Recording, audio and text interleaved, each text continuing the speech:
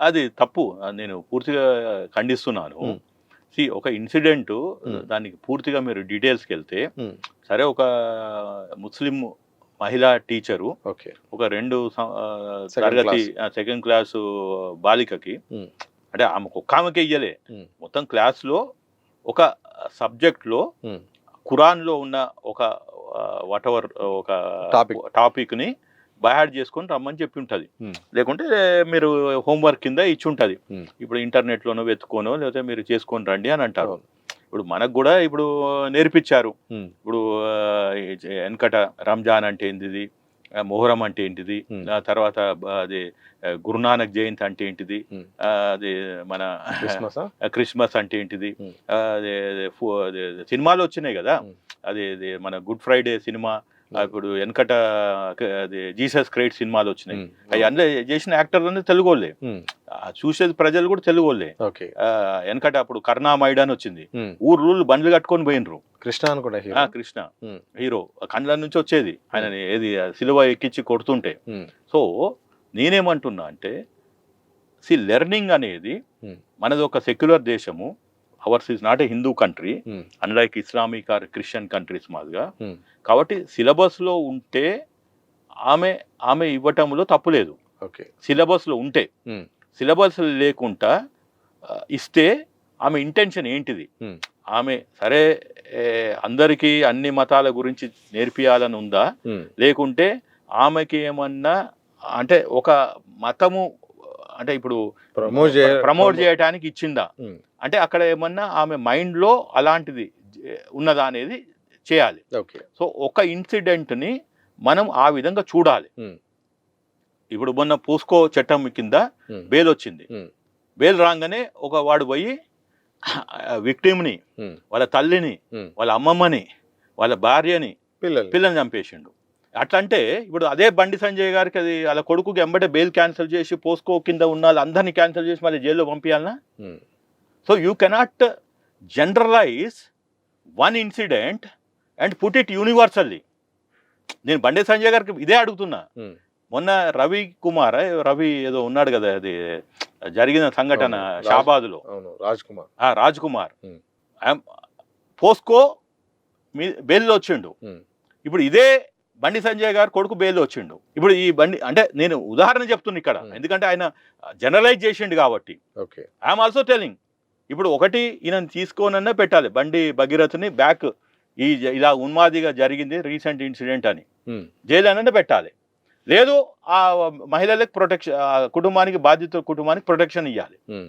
అది చేయక నువ్వు ఒక ఇన్సిడెంట్‌ని తీసుకొని దాన్ని యూనివర్సలైజ్ చేసి హ్మ్. చేయడం తప్పది.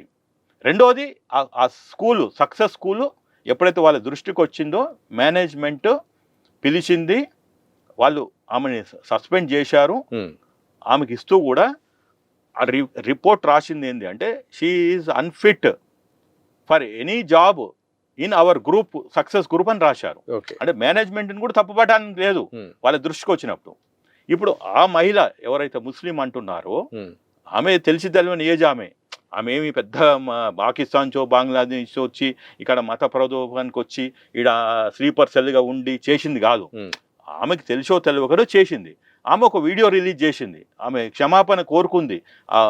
స్కూలుకి కోరింది. తర్వాత తెలిసి తెలవకుంట చేసినా నాకు ఎలాంటి దురుద్దేశం లేదని. ఆ ఫ్యామిలీ నుంచి కోరింది. హ్మ్. అయిపోయింది. ఇష్యూని అక్కడికి వదిలేయాలి. మ్యాగ్నానమిటీ అంటాము. ఇప్పుడు ప్రపంచంలో ఎన్ని సమస్యలున్నాయి. హ్మ్. ఆ సమస్యను పట్టుకోకుండా నువ్వు ఒక సమస్యను తీసుకొచ్చి నీ రాజకీయ రివైవల్ కోసము మాట్లాడుతున్నావు.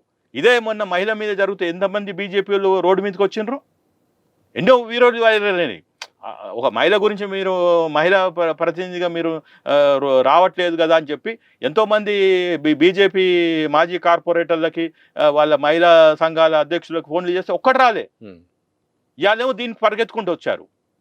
ఇయాల అయిపోయింది. ఇష్యూ అయిపోయిందాడ. ఓకే. ఆమెని సస్పెండ్ చేశారు. వాళ్ళు గూడా పేరెంట్స్ గూడా ఓకేనండి. సరే ఆమె మీద మాకు ఏం దురుద్దేశం లేదు. హ్మ్. మీరు జాబ్ ఇయ్యండి. మా గురించి ఒకళ్ళు పొట్టగొట్టని అవసరం లేదన్నారు. అయిపోయింది. హ్మ్. మేము ఆమె కంపల్సరీ ఆమెకు ఆ హిస్టరీ ఉంది. ఇక్కడ గాదు ఇంతకుముందు 10 సంవత్సరాలు చేసిండ్రు అని. ఇయాల ఇదే బండి సంజయ్ గారు ఎందుకు మాట్లాడతలేరు? ఇప్పుడు అది రామ్ టెంపుల్‌లో చోరీ జరిగితే?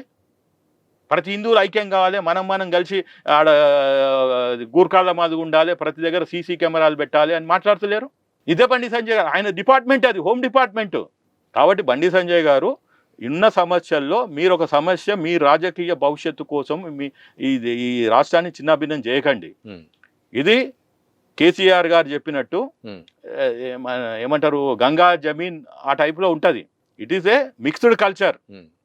India it self is unity in diversity.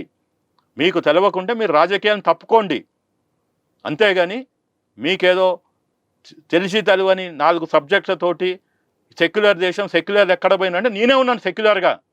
Sanjay అనేది దేవుని పేరు కాదు, మైథలాజికల్ ఒక క్యారెక్టర్ పేరు.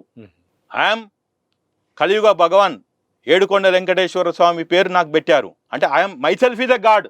కాబట్టి బండి సంజయ్, శ్రీనివాసుడు ఒక సంజయ్కి చెప్తున్నాడు, ఒక గాడ్ ఇంకో గాడికి చెప్తున్నాడు, don't think you are the custodian of Hindus.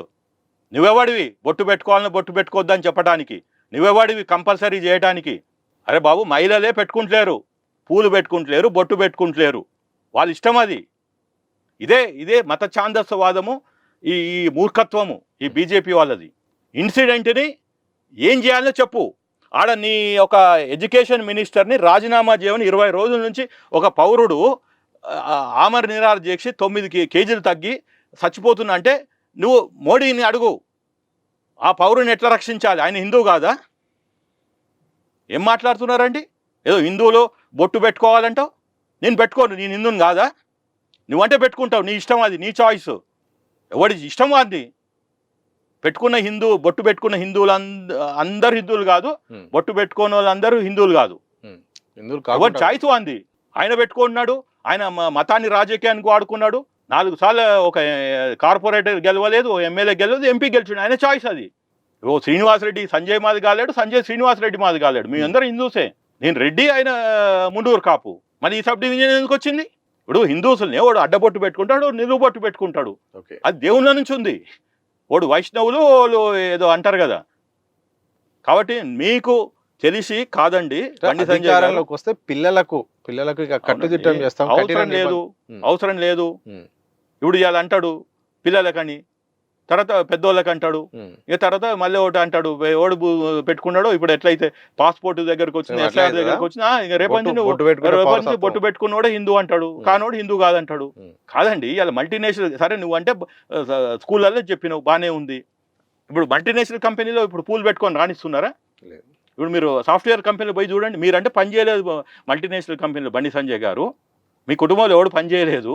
ఇప్పుడు అట్లా అని చెప్పి అందరు దిక్కుమాల కుటుంబం సాఫ్ట్వేర్లో పనిచేయలేదు అనుకోలేరు కదా.